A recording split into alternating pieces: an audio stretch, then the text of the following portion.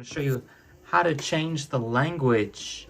So this is especially important if you have your phone set in a language you can't read. I'm going to show you how to actually find where to change it and switch it back, even if you can't read it.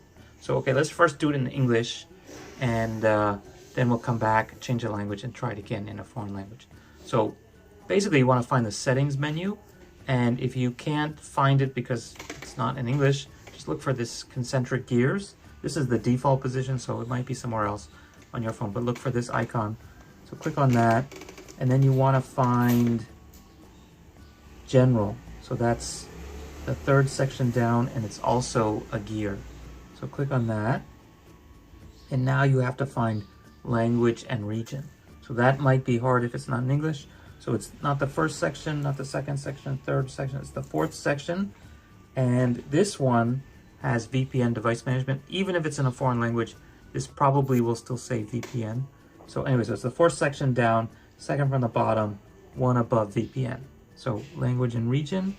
And then here now you have whatever languages have been programmed into that phone to be like the default ones to switch between. So these can be changed by just clicking on these little bars here and then dragging it up and down. So if English is, say, the second one and you want to switch to English, you could just drag it up and then let it go.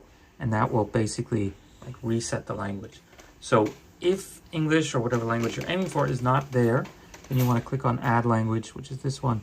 And then you can pick from many, many things. And you can also type in. So let's say I want to do Chinese. And so the problem is, like, if you don't have, if it's that sentence like Cyrillic, how do you type Chinese in Cyrillic? Good question. I think typing Chinese in English would probably still work, but we'll see. So anyway, let's do Chinese traditional Hong Kong. And now if you click on that, it asks if you want to change the whole phone into that, or you just want to have English, in this case, which was our set language before, still stay in there. So if we just do that one, it updates, but it doesn't actually change the phone. So now we're back at that top menu under language and region. And in this case, it put Chinese in this third place. So now let's actually change it to Chinese by doing it this way. And just by putting it here, it says applying this setting will restart your phone. It doesn't actually reboot your phone. It just sort of resets it. And so this says it's now setting, and here we are. This is resetting the phone, or restarting the phone.